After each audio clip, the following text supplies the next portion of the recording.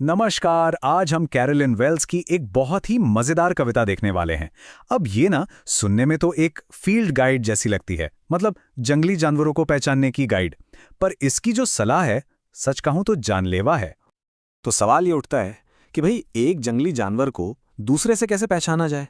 सोचिए जंगल में है और अलग अलग शिकारी सामने आ जाएं तो उनमें फर्क करना तो जिंदा रहने के लिए जरूरी है कि नहीं। अच्छा, तो यहीं पर ये गाइड थोड़ी कह सकते हैं अजीब हो जाती है। इस कविता के हिसाब से इन जानवरों को पहचानने का सबसे पक्का तरीका जानते हैं क्या है? खुद उनका निवाला बन जाना। हाँ, बिल्कुल सही सुना। और यही बेतुका और खतरनाक आइडिया इस पूरी कविता को इतना मजेदार और सटायरिकल बनाता है। तो चलिए शुरू करते हैं इस खतरनाक फील्ड गाइड का सफर।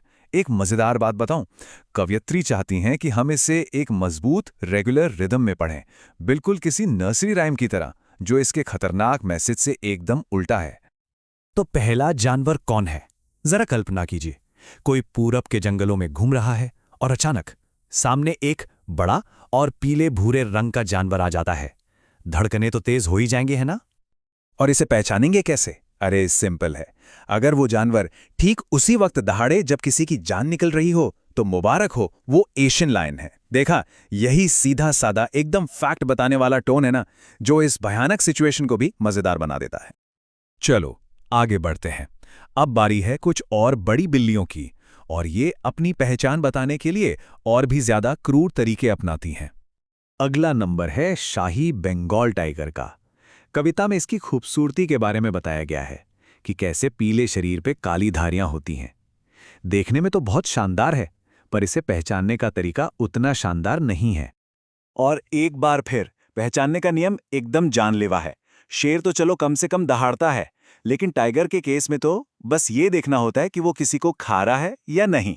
यही इस कविता का ड्राई ह्यूमर है, जो इसे इतना यादगार बना देता है। अब बारी आती है तेंदुए की, जिसकी खाल पर काली मिर्च की तरह गोल गोल धब्बे होते हैं। देखते हैं ये अपनी पहचान कैसे कराता है। तो तेंदुए के हमले के टाइम दर्द से चिल्लाने का कोई फायदा नहीं होगा, वो तो बस बार बार लिप करेगा। ध्यान दीजिएगा, लीप नहीं लिप, ये कवयित्री का एक मजेदार वर्ड प्ले है। और ये हमें एक बहुत ही इंटरेस्टिंग चीज पर ले आता है, जिसे कहते हैं पोएटिक लाइसेंस या काव्यात्मक छूट। इसका मतलब ये होता है कि कवि कभी कभी कविता की लय या तुकबंदी बनाए रखने के लिए ग्रामर के रूल्स को तोड़ सकते हैं। जैसे यहाँ लीप को लैप बना दिया। आर्ट के लिए भाषा को मोड़ने का एक बेहतरीन उदाहरण है। तो अभी तक हमने जिन बड़ी बिल्लियों को देखा, उनकी पहचान तो उनकी जबरदस्त ताकत से होती है। लेकिन अब हम कुछ ऐसे शिकारियों से मिलने वाले हैं जो सिर्फ ताकत नहीं बल्कि धोखा देने में उस्ताद हैं। कविता के हिसाब से एक भालू तो किसी को अपने ही आंगन में टहलते हुए मिल सकता है। सुनने में कितना नॉर्मल लगता है ना? पर जरा रुकिए, भालू की पहचान कैसे होगी? एक बहुत ही जोरदार जानलेवा हग से। और अगर फिर भी कोई डाउट रह जाए, तो वो एक और प्यार भरा स्पर्श देगा, बस कंफर्म करने के लिए।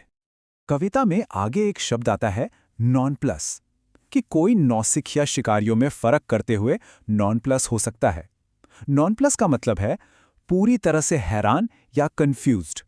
और अगले दो जानवर तो कंफ्यूज करने के मास्टर हैं। तो अब हमारे सामने हैं दो धोखेबाज जानवर, लकड़भग्गा और मगरमच्छ। अब कविता हमें बताएगी कि इन दोनों में फर्क कैसे करें, जबकि दोनों ही खतरनाक हैं। तो देखिए, फर्क है इनके चेहरे के एक्सप्रेशन में। लकड़बग्घे जो हैं वो हमेशा मुस्कुराते हुए आते हैं, और मगरमच्छ हमेशा रोते हुए। तो बस मुस्कान और आंसू में से एक को चुनना है।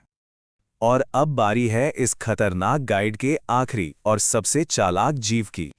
कविता एक लाइन से शुरू होती है, अगर पेड़ पर कुछ भी नहीं है।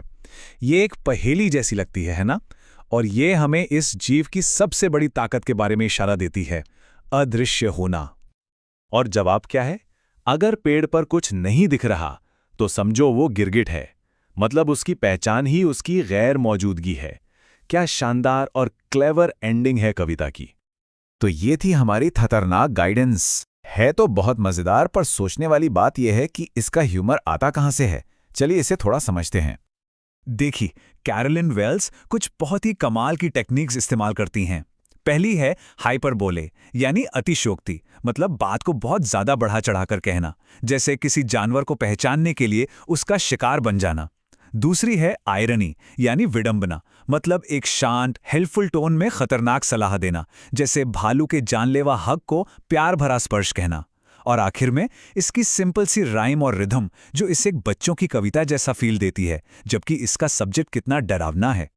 तो कुल मिलाकर बात यह है कि कविता का मजा इसी टकराव से पैदा होता है। एक तरफ तो बच्चों के गाने जैसा खुशनुमा और म्यूजिकल टोन है, और दूसरी तरफ भयानक जानलेवा सलाह। यही मीठे और कड़वे का कॉम्बिनेशन इसे इतना एंटरटेनिंग बनाता है। और हम इस पूरे विश्लेषण को एक सवाल के साथ खत्म करते हैं।